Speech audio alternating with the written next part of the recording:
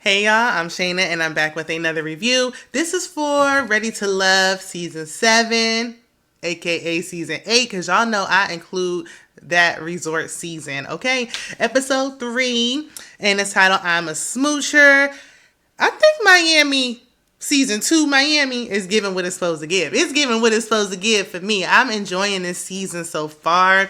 I'm excited to talk about it. Let's go ahead and get into it. Before we do, don't hesitate to subscribe to the channel. Help your girl grow her channel. I'm trying to grow. Make sure to like the video. Help me push it through the algorithm and all that good stuff. All right. So this week, it's the ladies' turn to eliminate. They arrive at the church slash bar slash lounge. Honey, I don't know what's going on.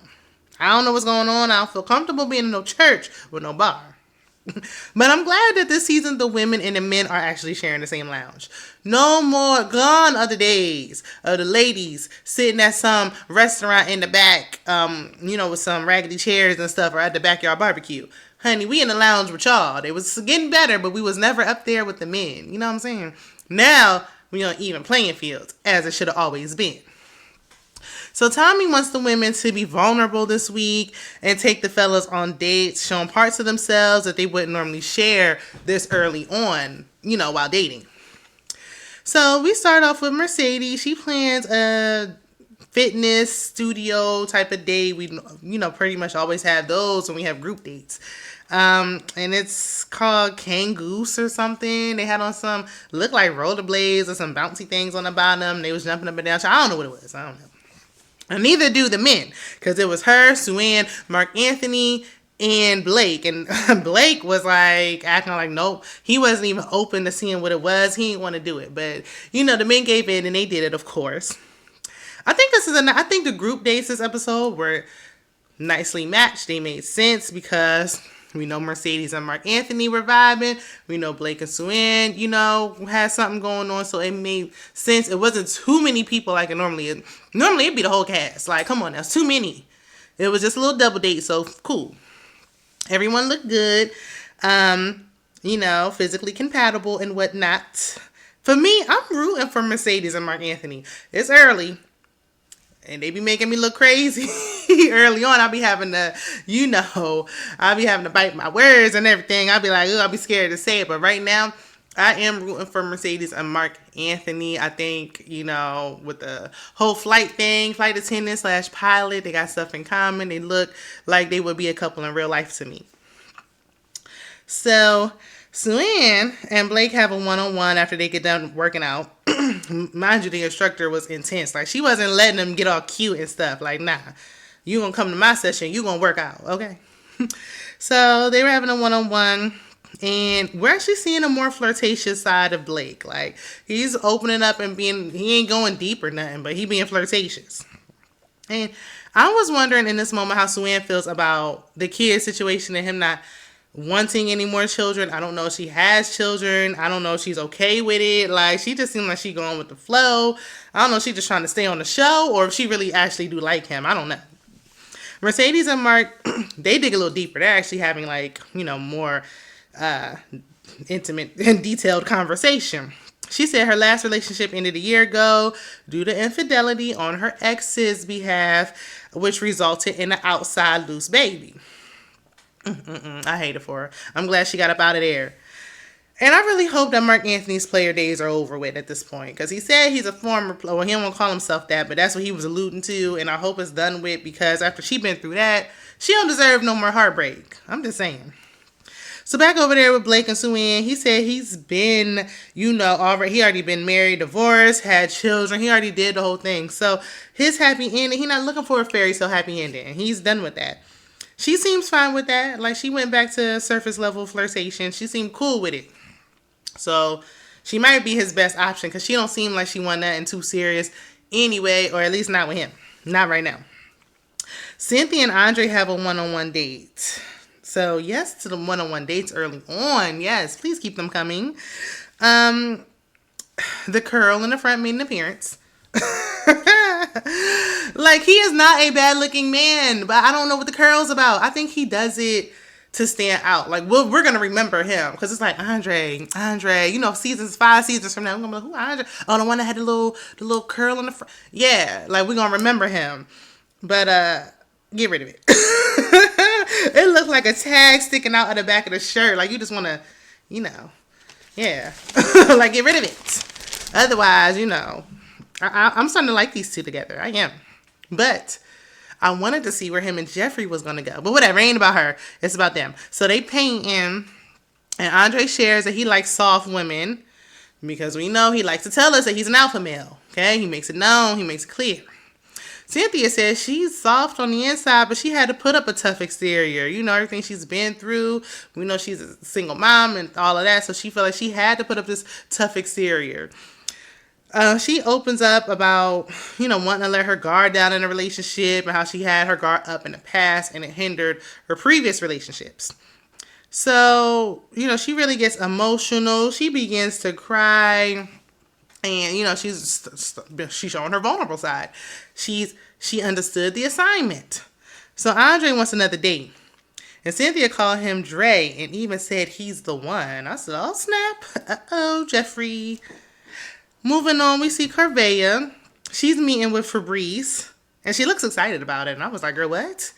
Maybe he giving her sugar daddy energy because they looked like, I don't know. It was giving sugar daddy and sugar baby, like, looks-wise to me. Because what? But she big bike riding. When he first stepped on the scene, was riding a bike. So, you know, I guess this is his speed. I'm sorry, he gives me creepy old man. I don't care. I digress. But he's giving creepy old man. He ain't 44. Okay, in my opinion. Let's be clear. So after they finish their bike ride, and they sit down on the bench to chat. It look hot out there. And then Cynthia asks Fabrice about his business. And, you know, he said he had built a business and then sold it like 10 years. Or he had his first business, he built it when he was 27. After 10 years, he sold it or something like that. Corvea was like, oh, well, that's crazy because I actually wanted a man who had started and sold his first business. Why? Like, why did you want that? We never got a chance to find out because here go Fabrice talking all over her. She's trying to explain, he cutting her off. Because she like, it's not about the money, it's about, and right before she could say what it was about, he was like, look, basically, I know what type of time you want. Oh, I know. We see each other, okay? He like, if I look like you, you know, we'll be on that type of time too. And she like, what? What? And he like, yeah, I said what I said. So, you know, he insists on the fact that he knows why. I wanted to hear her reason. I wanted to hear what she was about to say. Let me hear for myself. But whatever. Fabrice said he dated a Puerto Rican woman. One of his first loves was Puerto Rican in the past. And so he knows her better than she thinks. What does her ethnicity got to do with, like, how do you feel like you know her because you dated a Puerto Rican woman in the past? Like, okay, So she said, you know, because he was asking her what she does. She said, basically, in so many words, she's a social media influencer. I gotta look her up. But he wouldn't allow her to elaborate. And, you know, he was like, her distant, she's distant, and he don't feel like she opening up and, like, letting her guard down, which is what the task, that was the assignment, to be vulnerable. Granted, he didn't give her an opportunity to do so because he wouldn't shut up. But she said, he was like, you not letting your guard down, it's making me uncomfortable, actually. And in her confessional, she said she's offended. I'm offended for her. There's something about him. I don't like it. But I feel like, in my opinion, he is a producer plant who was set there to ruffle some feathers and also to keep Blake on. Because had he not been there, we know Blake would be he would be out the door. But we threw in Fabrice to drag Blake on a little bit longer. So Marcia, Morgan, Lyndon, and Tony are going on a double date. You know, I think these group dates they making sense. Even though I thought both ladies like Tony, I didn't hear too much about them liking Lyndon at first, but we get into it. What happened to Blue? Marcia and Blue were, you know, they were talking at the mixer, but I ain't see anybody talking to Blue since. So they decided to have a picnic on the beach. I don't know what part of the beach they were on because it was like dark and like in the back by a tree. I don't know what part of, they ain't South Beach. I don't know where they was at. So both ladies have interest in both guys, we find out. It's hard with this show because there's a lot of the cast communicates outside of the camera. So there's a lot that we don't see, and we learn it every reunion. We learn it after the season over when they do their interviews. We always find out that there's more that we ain't seeing. That's why they don't want y'all going on dates outside of the cameras, because we don't be knowing what's going on for real. So they jump right into it. Like, they sit down and immediately Morgan was like, look, well, we got to be vulnerable, so here it is. And I was like, oh, well, I was going to get my sandwich, but okay, let's get into it then. So she said she's never been in love before. I thought, that's interesting. Tony was saying what I was thinking, because he was like, she's an older woman, not older. But he said, he was like, it's not a red flag, but it raised some eyebrows. No pun intended. I don't know if I would say it's a red flag. I guess that's something you can't control. At least she's honest about it. I wonder why, or even she made a comment because he was like, well, are you open to falling in love? Is that what you want? And she said she does want it, but it may be difficult because she's never felt those feelings before. And at this point in her life, like, I feel like it may be a little harder to fall in love because you had, you had your, I don't know if she's had her guard up. I don't know what the reason it was, but you haven't done it in so long, almost 40 years. Like, I can see how it can be difficult for her to fall. But I mean, she said she want a family and everything, like, later on in the episode. So you're going to have to let them guards down and be vulnerable enough throughout the relationship to fall. So Marcia and Lyndon have a one-on-one. And Marcia said she gave Lyndon her number, but he didn't use it. Because earlier she said he was like in a friend zone, but she's trying to come out of it. Really, it was his fault because he never called her. He made a bunch of excuses, but she was like, nah, People make time for what they want to make time for. And honey, that's the truth. Since he ain't make time for it, don't waste your time. Let Lyndon and his roommate get on. So she was saying like she's attracted to him. And she like, don't miss out on this good thing over here. Like, open up your eyes, okay? You about to miss out, honey. And I will say Marcia's body is snatched, okay? So she like, don't miss out on this. And he tries to lean in for a kiss. And she shuts it down. Like, well, wait a minute. I thought you was just about to tell me something. Keep your lips to yourself. Hold on. Because you ain't about to be going back telling everybody you kissed me. And you couldn't even pick up the phone to call me. But now you want to put your lips on me. No. And I'm glad she shut it down. And she tried to be nice, like, it's not that. It's just, I don't go around kissing everybody. Like, and he was like, he got a smooching problem. Like, he's been known to smooch too fast. Like, that's what he always does. Don't. Keep your lips to yourself until It's like she leaning in and you leaning in. She was leaning in like, oh, well, tell me. And he started leaning in for a kiss. Like, there's a disconnect. There's a disconnect.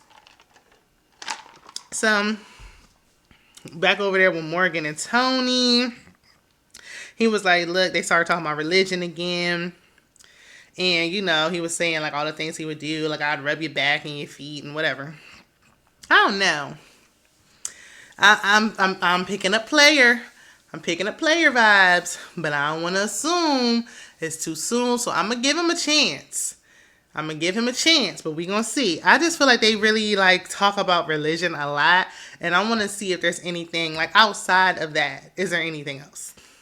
Because we always come back to religion. And that's great. That's fine. But there has to be more than just that. So we see Jeffrey and Demario. And they have a one-on-one date. Yes, more one-on-one dates. I'm excited about it. The producers are listening. They are listening to us, the people. Now, if they would just stop eliminating people on the first day, we would really be making some progress here. But I'll take the baby steps. I'll take them. Demario said he's excited for the date, but they're supposed to be riding horses in the middle of Miami. Why? And I'm with him on that. But we also see Jonika's taking Lyndon to the winery. And that's more my speed. Y'all gonna have a horseback ride. Take me wine tasting. That's more my speed. Jeffrey asked important questions after they got done because she wanted to do the horse riding. But he the one over there riding them horses like he been riding horses for years. Like he just know what to do. Him in his silk shirt riding them horses. I like the Mario. I do. Once we got into it, I was like, you know, he was quietly in the back, but he making his way to the front. He said, she was saying, how do you feel about dating a woman with kids, being as though you don't have any of your own yet? I put in a yet. He don't have any of his own yet. If that's what he want, I hope he gets it. Demario says, she's proven she can handle her finances and time management, which is attractive to him. And, he can help her with that. He can help her with her and all three of them kids, honey. I said, okay, do I have a new fave on the horizon? Is he giving favorite vibes? Maybe. Janice asks, how can Lyndon balance his life with dating and his lifestyle, working in the nightlife? He said he don't really be in the nightlife though. Like he's not in the mix. Like it said he was a manager, the night shift manager or something. So he said he'd be in the office most of the time. Like he not out there partying. So she said, his lifestyle doesn't bother her because she's still young, wild, and free, honey. She like, we can have our alone time, our dates and stuff, and we can turn up together. And that's what I want. She's basically saying she wants her man to be like her best friend. And that's what I want. Like, I ain't never been in a relationship with a man where we just like, now I'm a little too old to be turning up, honey. But on a rare occasion that I do, I would love to be able to do that in my relationship. So I feel her. But that nightlife, it ain't for everybody. So he need to, somebody saying it don't bother them, he might want to really spend a little bit more time over here with Janique because the nightlife, it can be a problem.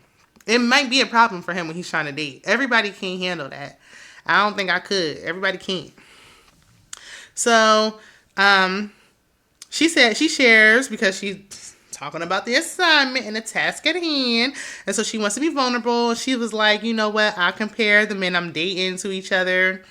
And it's unhealthy. And she like, it's unfair to the men that I'm dating. It's unfair not to give them a fair chance. I need to get to know them if they deserve it without comparing them to someone else.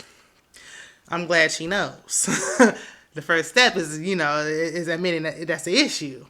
Do I think that's like a huge old problem? No. But I mean, I'm glad she realizes that, you should give people a fair chance until they show you that you shouldn't. Lyndon responds, and he's appreciating her vulnerability. Y'all know I tongue-tied that all the way up, but we gonna move on. He was like, that's good. I'm glad you're opening up to me. He's hard to read, though. I can't tell if this will go deeper into friendship. Right now, it's giving me, like, friendly. I can't see it going deeper than friends because he's just too hard to read right now. Like, when he leaned in for the kiss of Marcia, I was like, whoa. Did they cut a scene out? Because where is this coming from? How did we get here? It went from not falling to kissing. Now I'm like, are you, because they were like, we'll have fun together. Is it fun like, ooh, me and my homie having fun? Or is it like we a couple? I don't know. We need more time with Lyndon. So the ladies meet in the lounge / church. Marcia tells the ladies that Lyndon leaned in for a kiss. I'm glad the ladies are sharing what's really going on in this lounge. Don't keep nothing secret. Tell it. Cynthia got emotional sharing that she got emotional with Dre.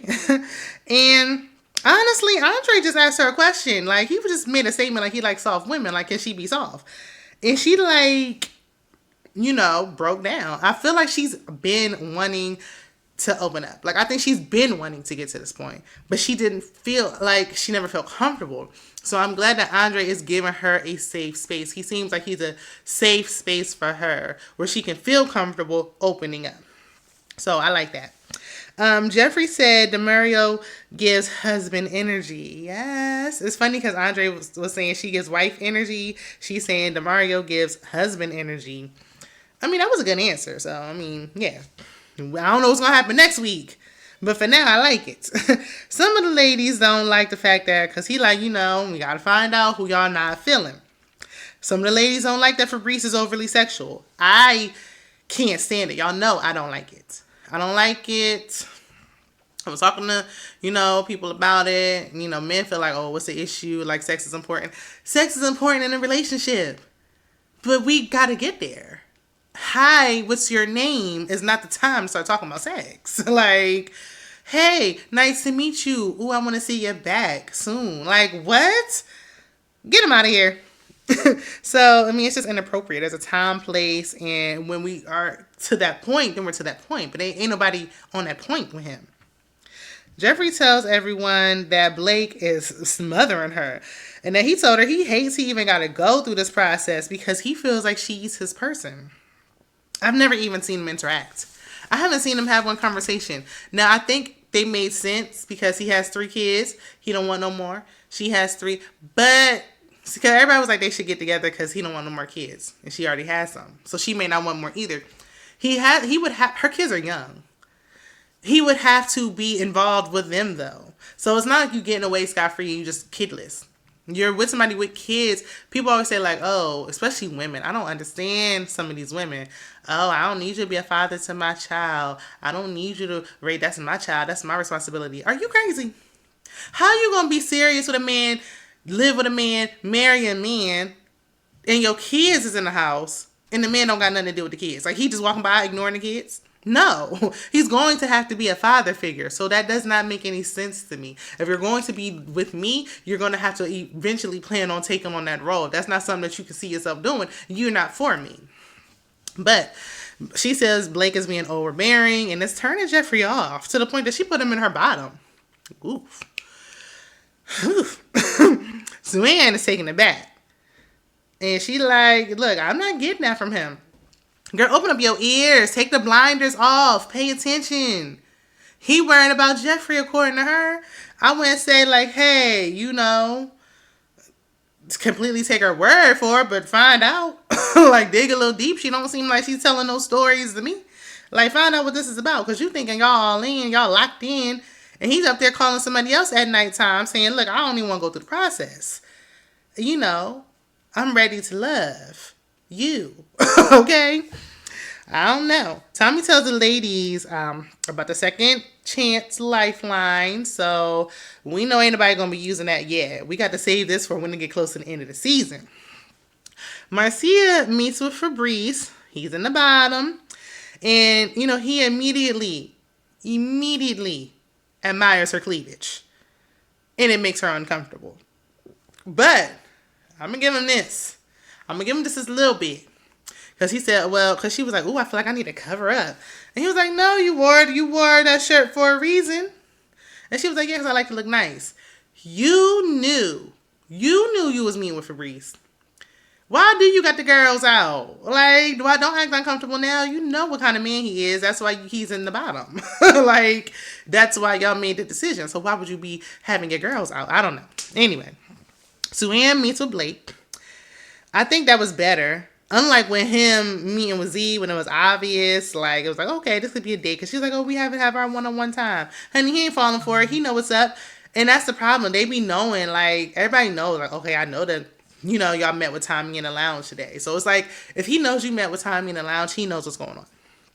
Marcia tells Fabrice that him being overly sexual concerns ladies. Fabrice is defensive right away. Defensive. It says if sex isn't they crazy if they saying sex isn't an important part of a relationship. They're lying. And it shows immaturity. You're not in a relationship with anyone, sir. It's inappropriate. And it's actually immature. Like, you're acting like, I don't know, a teenage boy going through puberty or something that, like, just lost his virginity or something. Like, why are you acting like you never had sex before and that's all you talking about at this big grown age? So Ann told Blake everything the lady said about him being controlling and combative. She told him everything. Tommy, that same talk you had with the gentleman about what happens in the lounge stays in the lounge. You need to have it with the ladies, because Swan, she was a little too chatty. Like, you can give him a little bit, but don't gotta tell him everything. Goodness. So, and she told him what Jeffrey said. After Z left, I knew he'd be in the bottom. I knew it, but we know Fabrice is there. We know why he there.